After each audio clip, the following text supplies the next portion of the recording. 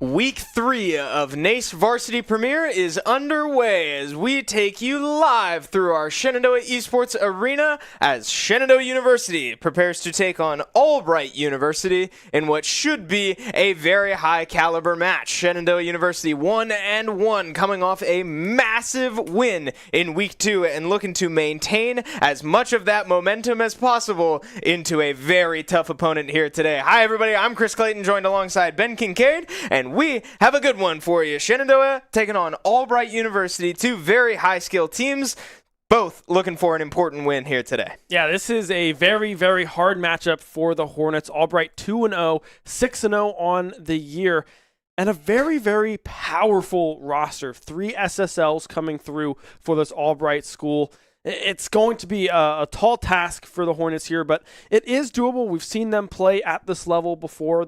We know that they are capable, but this is certainly a test here in this group. Yeah, Shenandoah has had their fair share of swinging up at times at some of these very tough teams, and I would say that this is going to be another example of that. We can take a quick look back at where we've been so far this season. This is Week 3, which means that Shenandoah is 1-1 coming off a huge win last week, but Albright on the other side 2-0, yet to lose a game, let alone a series. So a perfect season so far for Albright. They're looking to continue that momentum just as much. Yeah, pretty good team being 2-0 and 6-0 in the game matches there for Albright. So we'll have to see what SU can do against this one. But, I mean, it's a tried and true kind of strategy. The same team that we have seen throughout the past couple of years, Mango, Pagani, and Kiazi, will be the ones in the driver's seat for the SU Hornets. So to take a quick look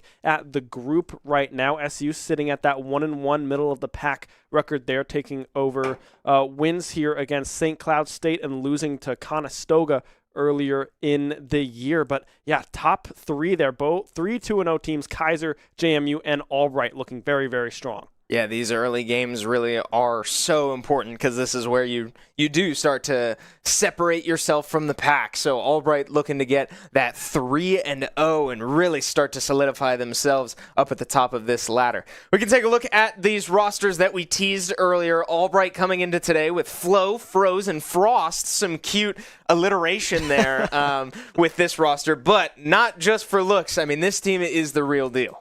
Yeah, a very, very strong team here in Albright as we take a look across the pitch here for the Shenandoah side of things. It is Kiazi, Mango, and Pagani there in those fresh new jerseys. But they have been scrimming today as they do before every match. They look good. They seem loose, energized, happy, ready to hop into this series as soon as possible. So we'll have to see how they play today, but I'm expecting a good one.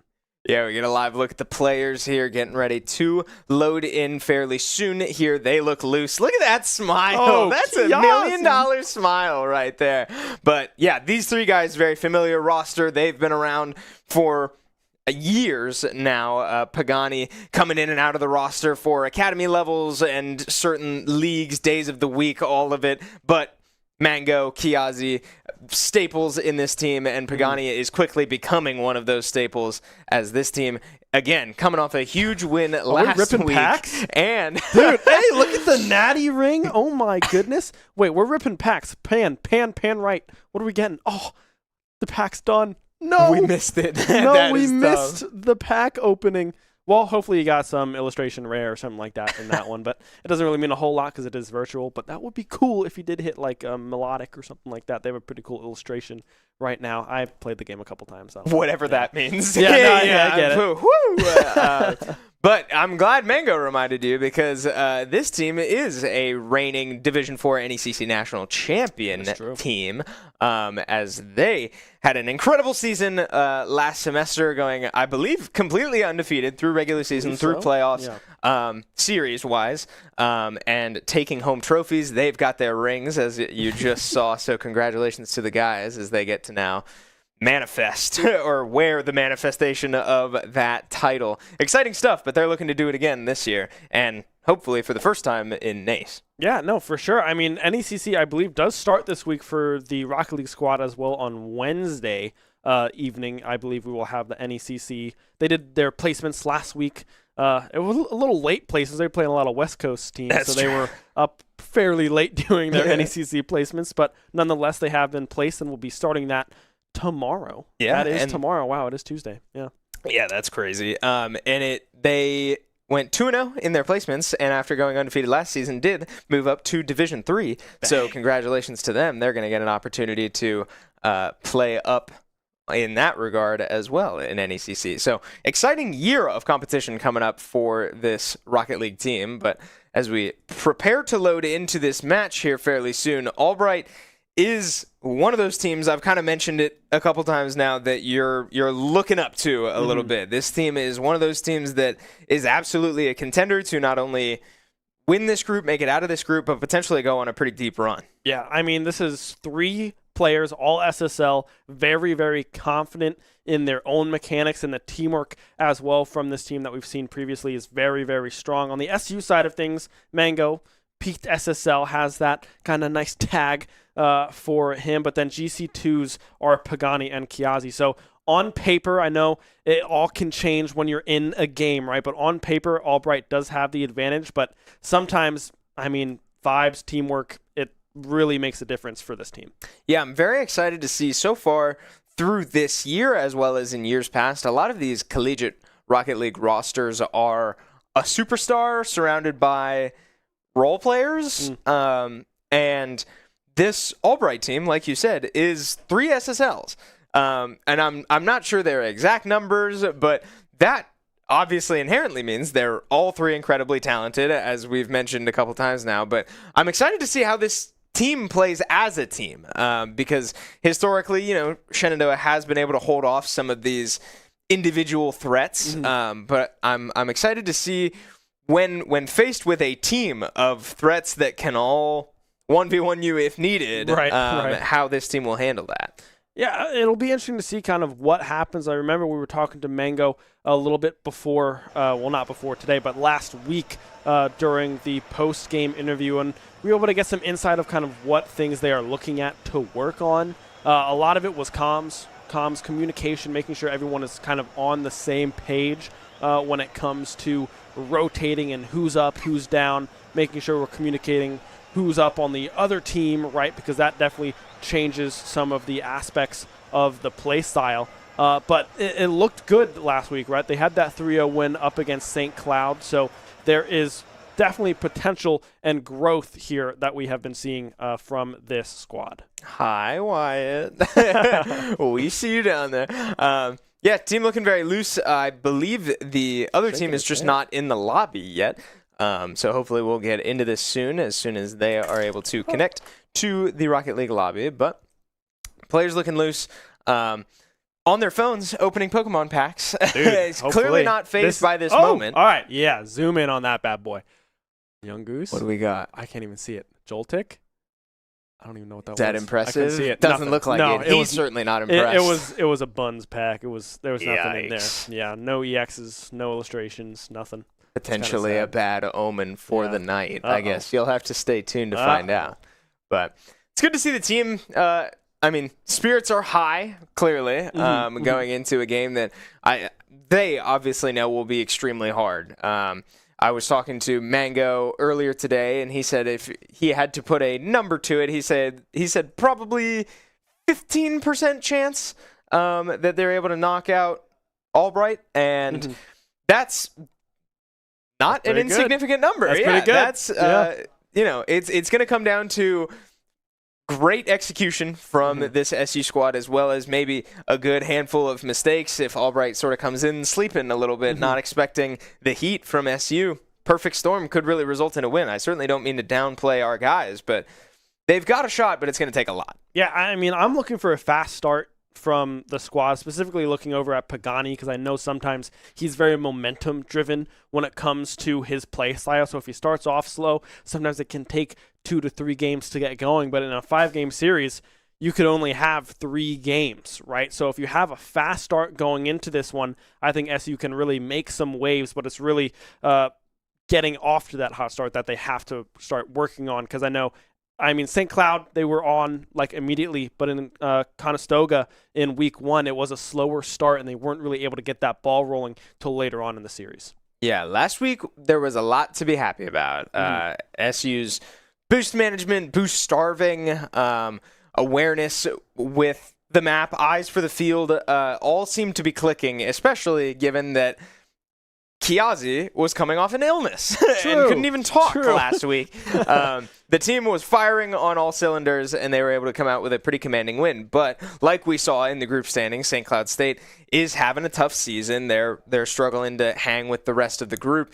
So I'm hoping to see a lot of that translate into this game, but it obviously is going to be a lot harder to boost starve effectively against a team of borderline professional players and do all of that same stuff that they were able to do against Cloud State. So if SU's going to win today, I'm sure it's going to look very different than it did last week, but that's not to say that they can't do it. So as we load into our first kickoff of the night, SU kicking off, losing the kickoff there, but Mango already forced to get up and make a play 10 seconds into this game. Rose now out of the corner, trying to find a cross, but Pagani is there, will whiff, but Kiazi is there to find the rest of that clear. Pinch cross coming through, but it's Flo back on the defensive side for Albright, able to get that touch into that corner and save an early goal here, but still in possession are the Hornets. As I say that though, Froze with a shot on goal. Oh! Not able to get the hit they were looking for. 1-0 onward. All right, so this is just a little tough from SU. A great passing play, a nice shot on net, but a bit of a slow developing play. Pagani was all over it, just couldn't quite place his car where he needed to and accidentally lobs that one in. But I don't hate that if you're SU. That's a tough moment, but you were right where you needed to be, just not where your car needed to be angled. Now that is crazy. Yeah, Mango is there with the save. Yeah, that was a disgusting angle on that double tap coming through from Flo as the ball hovers around midfield here. Kiazi with possession goes low, won't be able to win fully on that 50-50. Will find a demo onto Froze with a cross coming through. Pagani able to push that one off into the left-hand corner, but Albright thus far, the offensive side, relentless with the shots, making sure that SU has to be in position to find the bump, find the touch up towards Mango. Won't be able to get there. Flo beats him to the ball. Yeah, I really like those types of looks. You got to give yourself a chance, especially when you know that Albright probably will control the ball for more time than SU. So when you get those moments, I don't hate just taking them. As Mango tries to squeeze that one in on a slow play. Kiazi with a nice angle there from the corner, but well defended. Albright not caught off guard by that one, but Pagani's going to bang one right at the net. Flo will catch it and let it drop. Froze is ready to take it out. Yeah, I mean, I love the speed that SU is playing with right now, especially offensively, as that angle is there, but Pagani is back on the defensive end. But yeah, I love the pace that we are seeing. Oh my gosh, the demo coming through is massive. Flo on a one-on-one. Kiazi trying to flip it up, but won't be able to find the angle. But yeah, relentless on both sides offensively for these two squads. Yeah, Kiazi goes up and gets a shot. Flo right where he needed to be and goes for a follow-up there, but Pagani does not fall for it. So bang it into the corner, and Mango now with a one-on-one opportunity, but Frost able to launch that one out of any danger and follows up on it. Let's set up a shot here. If any follow-through is able to get there, Froze sends it onto the ceiling, but no follow-up, no third man, and Mango able to clear it out to the corner, at least for now, but a demo in favor of Albright means the pressure is going to keep coming. Yeah, as I was saying before, it got very close as there's a double tap attempt again coming through from Froze, unable to connect on that one. But the speed on the rotations that SU is playing with is something that I love to see, right? They're not allowing Albright to have really, really clear shots. There's always someone there to try to find that touch defensively and transition that quickly into some offensive looks as Flo wins out on that one, passing that one into the corner to Froze, finding the cross. Flo aren't able to get there in time. Now we see SU trying to get something done on their offensive side. Oh, man, that was a dangerous ball, but I got tricked by the camera there. We switched to an Albright player, not a SU player. Mango able to hold that one in the air and watch it float as he gets 3 whole touches, I'm pretty sure, on this one. 1, 2, and not a third one off the defender is what I saw, but a tie game. Mango steps up when he needed it.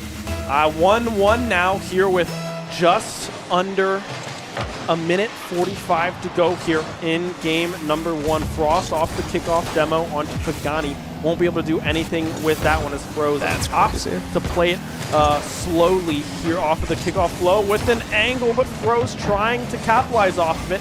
Won't be able to do so. SU struggling to find that clear, but it looks like they might be able to find it here. Flow pushing that one back into the corner. Shot on goal off the crossbar, but no one back on defense for the Hornets. Means Flow finds their first of the series. Yeah, Kiazi had two really tight moments there. The first one, he made a great save when it was pinched against the upright, but not able to get that one. That is a hard save to make, and Kiazi unfortunately misses it on the bounce, and Albright's all over it. So we load back in.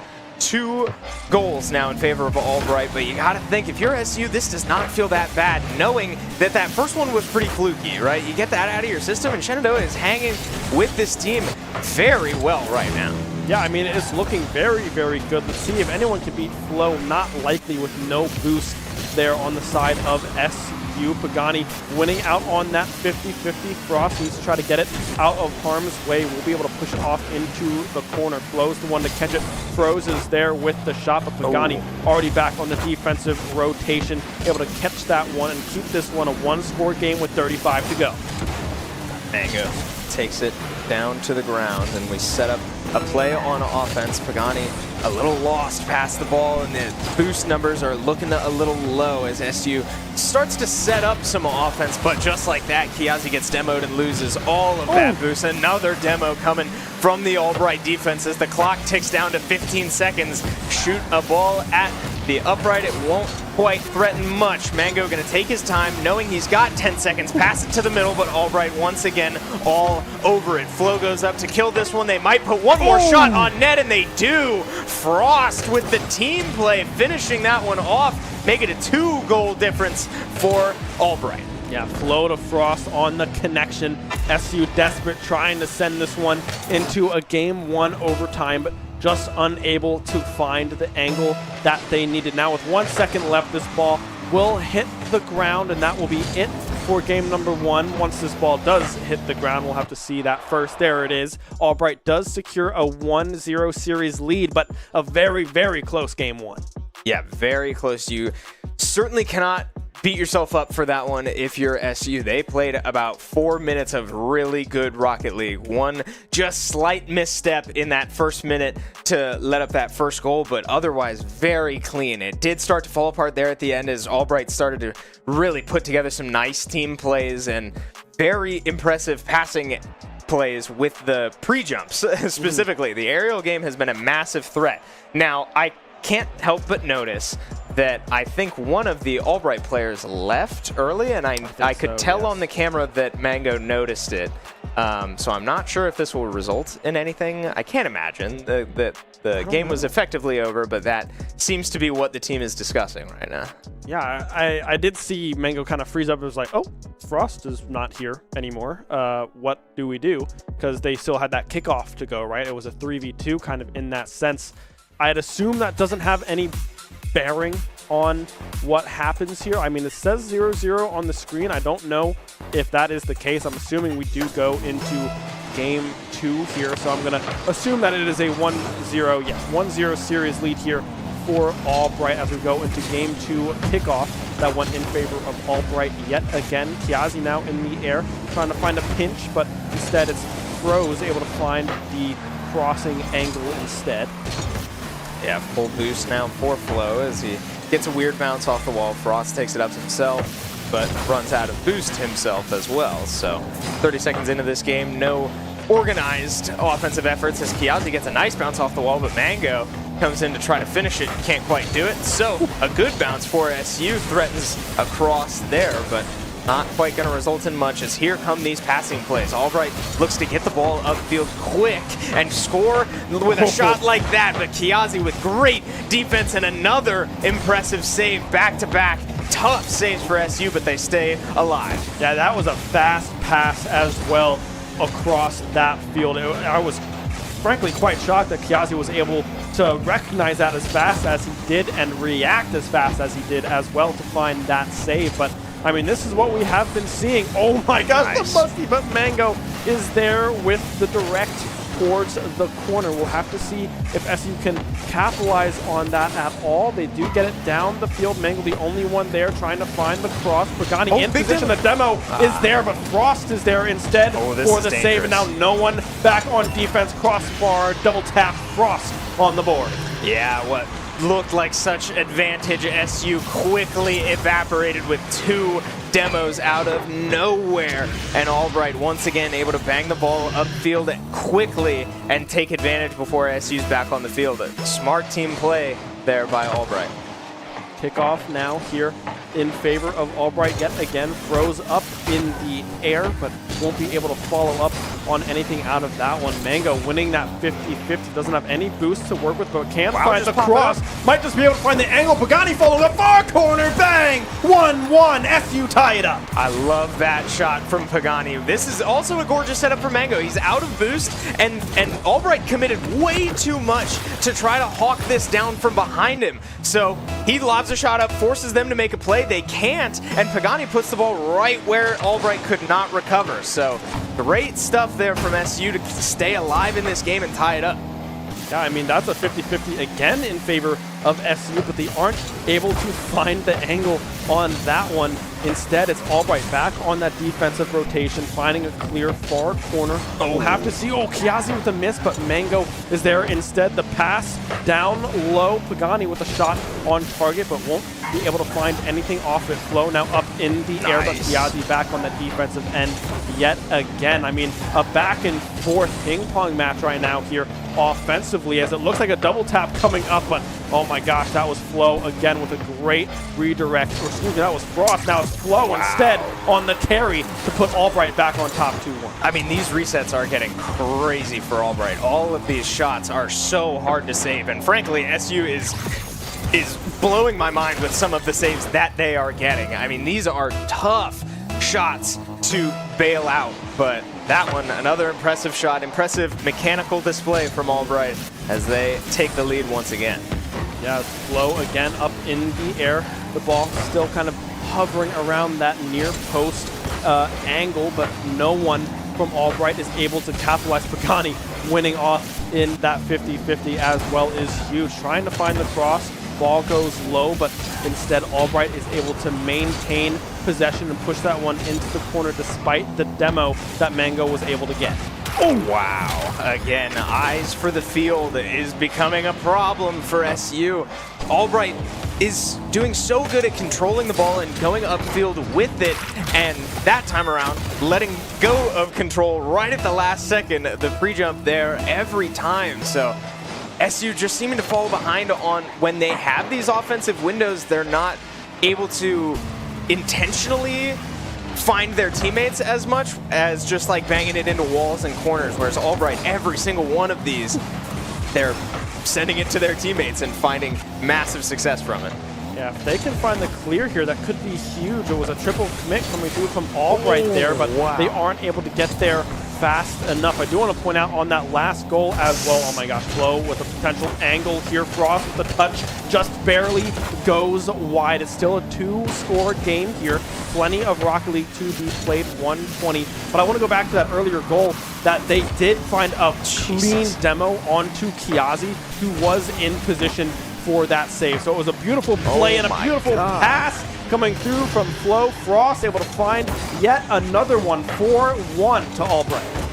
I mean, the defense did not look bad. A bit of a double commit there from Kiazi, but both of those, I mean, just frames away from interrupting that play, right? They saw Shenandoah saw the passing lanes, contested them as they should, but just a smidge, literal milliseconds too late.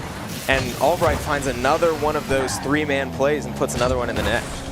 Rose pushing that one off into the corner. The cross to Pagani, crossbar. No one else on SU's side able to follow up. Kiazi was back on the defensive rotation for some boost. Now Rose, flip reset is there off of the backboard. Won't be able to follow up on his own touch. Pass back to Kiazi. Pagani there in wait. Some boost to work with. The bump is there, but it just goes right to Frost on that near post. No one from SU able to get past this defensive Albright.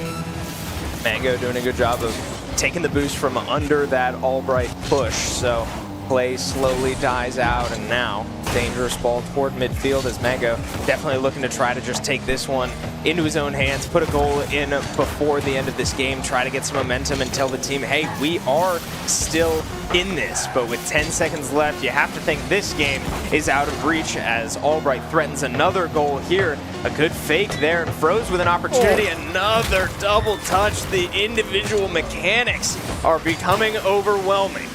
I mean, Flo there is in a great position, but then Froze is able to pick it up off of the crossbar and finish the play that Flo was able to get started. Now with a second left, game 2 all done and dusted here. Albright will take a 2-0, excuse me, series lead with a 5-1 game 2 scoreline. But SU, that goal looked good. They just have to find more opportunities like that. Yeah, the heat really started to come there in game 2. Albright looking very threatening at all times, and while SU was making incredible saves, especially early on in that game, possession-wise, I'm surprised Albright did not put up more goals. Their offense looked incredible. They were very coordinated. They always knew where their teammates were and were able to maximize that every single time. At least it felt like. So SU gonna have to find more ways to capitalize on the few opportunities that they get.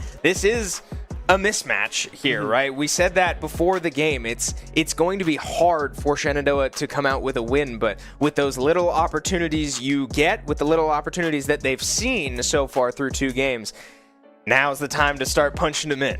Yeah, I mean, they had great looks, but they just weren't fast enough. Albright was able to get back on that defensive end. I mean, the one goal that Pagani was able to find was super, super clean, but they just couldn't keep that momentum going, right? They were able to tie it up, but then it kind of fell apart defensively. They weren't able to find the touches. The 50-50s weren't going their way as we find a passing play from Pagani to Piazzi. Won't be able to connect in full as Mango carries that one across the field, pinch to the corner. Whoa. It gets tossed up there. Froze just trying to bury it, but unable to get there, but will be able to find the demo and regain possession of the ball.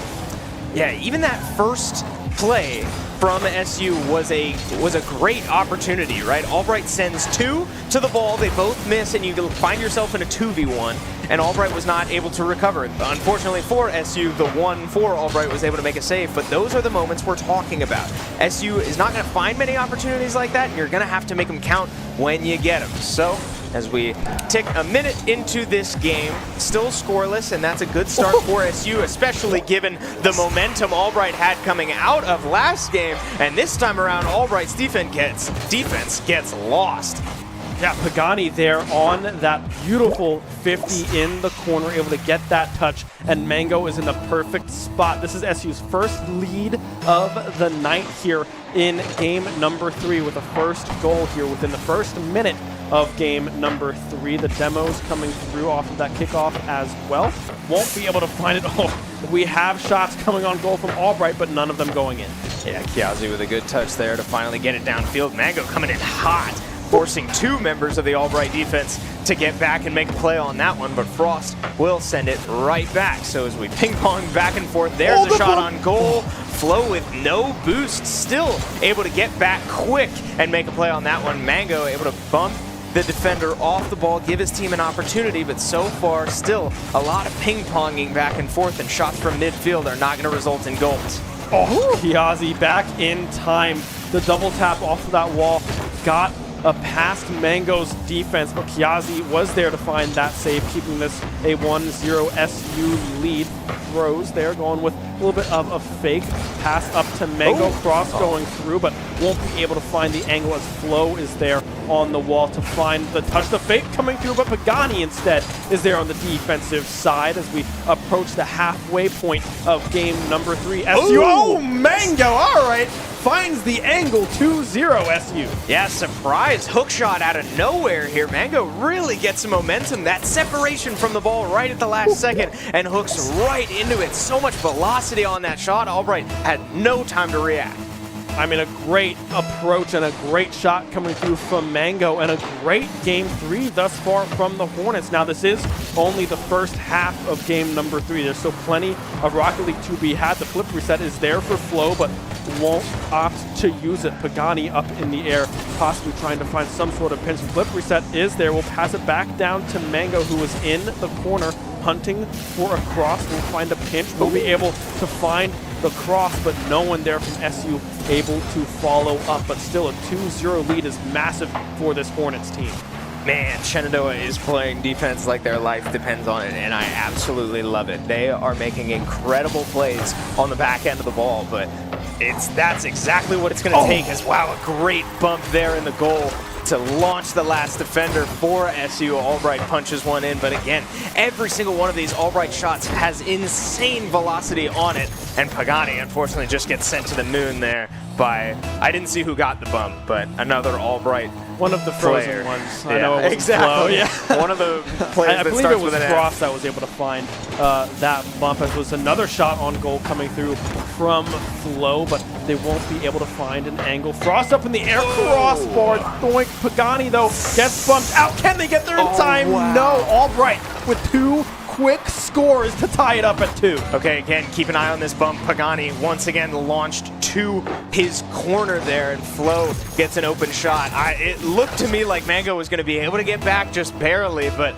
again, this is a game of inches, as they say, just milliseconds away and can't quite get it. So tie game here with 2 minutes left.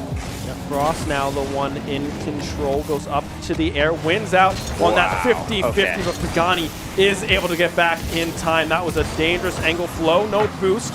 Froze is there, but won't be able to find any angles. Won't be able to find the breakaway either is Mango. A very, very close game with a minute and a half to go. A demo onto Flow might stop the momentum on offense here for Albright, but it's still lingering in their corner. Kiazi winning out on the 50-50, won't be able to find the bump. Means that SU might not be able to follow up as strongly as they would like. Yeah, so we play more ping-ponging, right? 3 consecutive bumps will slow down both teams, but now Albright starts to put a play together, and just like that, I mean, it feels so hard to defend, but they've been doing it all day. SU unfortunately just lets one slip through. Mango tries to put a hand up, but can't quite get it, and Albright takes the lead. Yeah, that is just a tough exchange there on that 50 for that crossing save. They still have a minute to go here in this game. Demos off left and right here off of the kickoff in favor of Albright in that one. Froze up in the air, has boost to work with. Kiazi pushing that one back, or Gani's pushing that one back into the corner. Now this might be an opportunity, but they aren't able to find it yet again. The defense is there. Frost up on that one off the backboard. Kiazi with a cross towards the middle. The shot going just wide, but Flo was there to find a save if needed. Yep, so we take the ball to midfield. 30 seconds left in the game. SU needing a goal in these next 20 seconds to keep the series alive, to force this to overtime. But right now, Albright again with a gorgeous pass to center field.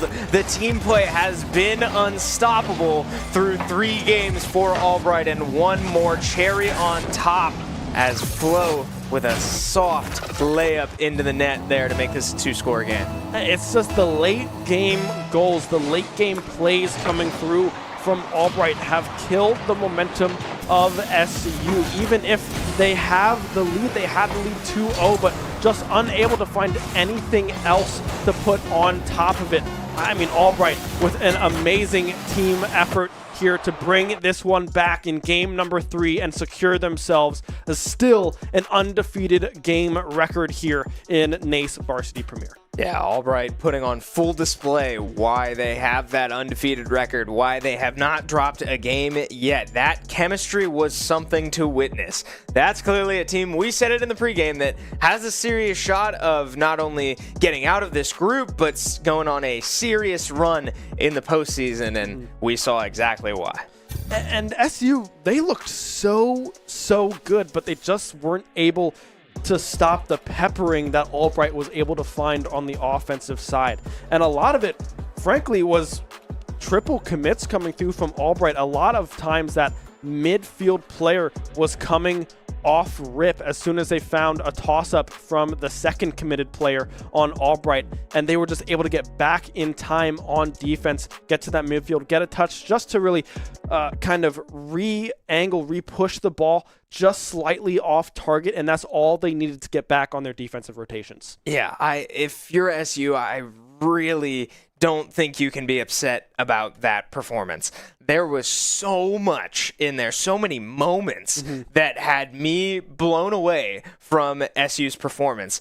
That was just an incredible team, but I know it hurts to lose, but that's certainly a series to be proud of in my eyes. They played great. I think they improved a lot from week one, the last time we saw them play against one of these incredible teams. There was a lot that I would have liked to see in week one that I feel like I did see today from SU. So while they go down 0-3 in a head-to-head, I think there's plenty to be happy about. Yeah, and there's plenty to look at too, right? I mean, a lot of Albright's goals were just really good bumps, right? So maybe positioning kind of on that wall near post a little bit differently, maybe off of the crossbar, right? Maybe some of those things are something that you could look at here in a VOD, but there was a lot of great looks offensively from SU as well. I mean, the goal in game 2 was very, very well orchestrated. The follow-up, the angle coming through from Pagani. And then in game 3 as well, they had a lot of great looks. They just weren't able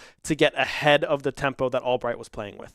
Absolutely. So while SU falls 0-3 in this one and drops to 1-2 in their Rocket League season, we are not done here tonight, as our Marvel Rivals team will be making their debut later tonight. Now, I believe we might actually have to kill the stream and restart it in order to add a delay. Hoping my producer will correct me if I'm wrong, but he just confirmed it for me. So makes sense. While this show will wrap up, we will be live again very soon, as you'll have 2 new faces up here talking to you about some Marvel Rivals. So while we wish we could have seen an SU win in Rocket League, plenty to be proud of, we still can see an SU win later. So be sure to drop us a follow on whatever platform you're watching so that you don't miss out on any of our esports action, including more Rocket League later this week, tomorrow, I believe, with NECC, as well as next week with more NACE. So with that, be a friend, tell a friend something nice. It might just change their life, and we will see you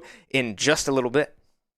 We have the Esports Arena right here on campus in Winchester, Virginia, and this facility acts as the hub for all esports activity at Shenandoah University. Students are able to use this space not just for competition and practices, but also as a living learning community and a sandbox for them to come and explore and practice and try out things related to and through esports in the gaming industry, so that they're getting that hands-on learning and the skills necessary to help them find a career by the time they graduate. We also have the professional level broadcast production booth, where we do all of our broadcasting and production, from casting of our games that we play right here on campus to working with outside entities to record footage for them as well. In addition to the space that we have here in the Esports Arena is the Esports War Room.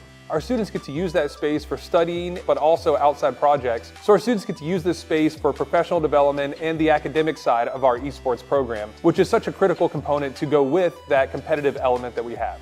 So we combine all of our facilities at Shenandoah University with competition, community, and career preparation. We have over 250 days of programming, and there's something for everybody, and we want you to be part of it.